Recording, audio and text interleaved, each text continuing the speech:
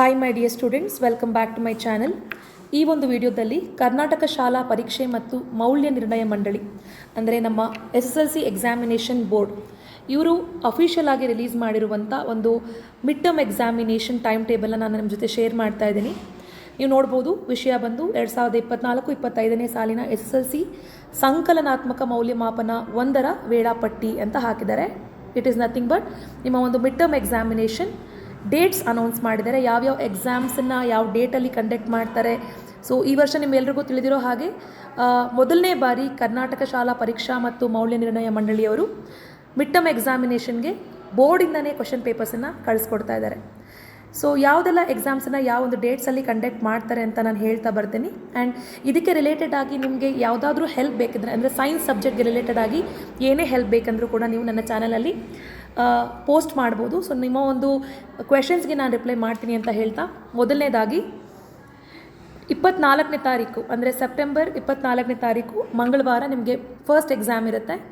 First exam ಬಂದು first language ಎಕ್ಸಾಮ್. ನೀವು ಯಾವುದು ಫಸ್ಟ್ ಲ್ಯಾಂಗ್ವೇಜನ್ನು ಚೂಸ್ ಮಾಡಿರ್ತೀರಾ, it may be Kannada, Hindi, English, ಯಾವುದನ್ನು ಚೂಸ್ ಮಾಡಿರ್ತೀರ ಆ ಒಂದು ಸಬ್ಜೆಕ್ಟ್ನ ಎಕ್ಸಾಮಿನೇಷನ್ ಬಿಟ್ವೀನ್ 10 to 1:15 3 ಗಂಟೆ 15 ನಿಮಿಷಗಳ ಕಾಲ ಈ ಒಂದು ಎಕ್ಸಾಮನ್ನು ಕಂಡಕ್ಟ್ ಮಾಡ್ತಾರೆ. ನಂತರ 25th ನಿಮಗೆ ಗ್ಯಾಪ್ ಇರೋದಿಲ್ಲ. Second examination, second language examination Kannada ಅಥವಾ ಇಂಗ್ಲೀಷ್, ಈ ಎರಡು ಸಬ್ಜೆಕ್ಟನ್ನು ಯಾರು ಚೂಸ್ ಮಾಡಿರ್ತೀರ, ಎರಡರಲ್ಲಿ ಯಾವ ಸಬ್ಜೆಕ್ಟು ನಿಮ್ಮ ಒಂದು ಸೆಕೆಂಡ್ ಲ್ಯಾಂಗ್ವೇಜ್ ಆಗಿರುತ್ತೆ ಆ ಒಂದು ಸಬ್ಜೆಕ್ಟ್ನ ಎಕ್ಸಾಮಿನೇಷನ್ನ ಕಂಡಕ್ಟ್ ಮಾಡ್ತಾರೆ. ಆ್ಯಂಡ್ ಮೂವಿಂಗ್ ಟು 26 ನಿಮಗೆ ಥರ್ಡ್ ಲ್ಯಾಂಗ್ವೇಜ್ ಎಕ್ಸಾಮಿನೇಷನ್ ಇದೆ. ಆ್ಯಂಡ್ 26 ಆದ ನಂತರ 27th ಮ್ಯಾಥಮ್ಯಾಟಿಕ್ಸ್ ಎಕ್ಸಾಮಿನೇಷನ್ ಇದೆ. 28th ಸೈನ್ಸ್ ಎಕ್ಸಾಮಿನೇಷನ್ ಇದೆ. ಸೊ ಇದಾದ ನಂತರ ನಿಮಗೆ 29th ಒಂದು ದಿನ ನಿಮಗೆ ರಜಾ ಕೊಟ್ಟಿದ್ದಾರೆ. 30th ನಿಮಗೆ ಸೋಷಿಯಲ್ ಸೈನ್ಸ್ ಎಕ್ಸಾಮಿನೇಷನ್ ಇದೆ. ಸೊ ಇಲ್ಲಿ ನಿಮಗೆ ಕಂಟಿನ್ಯೂಸ್ ಎಕ್ಸಾಮ್ ಇದೆ. ಓನ್ಲಿ ಫಾರ್ ಸೋಷಿಯಲ್ ಎಕ್ಸಾಮ್, ಸಮಾಜ ವಿಜ್ಞಾನ ಈ ಒಂದು ವಿಷಯಕ್ಕೆ ಮಾತ್ರ ಒಂದು ದಿನ ರಜಾ ಕೊಟ್ಟಿದ್ದಾರೆ. ಸೊ ಎಲ್ಲ ಎಕ್ಸಾಮ್ಸು ಕೂಡ ಬೆಳಗ್ಗೆ 10 ಗಂಟೆಯಿಂದ ಮಧ್ಯಾಹ್ನ 1 ಗಂಟೆ 15 ನಿಮಿಷವರೆಗೂ ನಡೆಯುತ್ತೆ.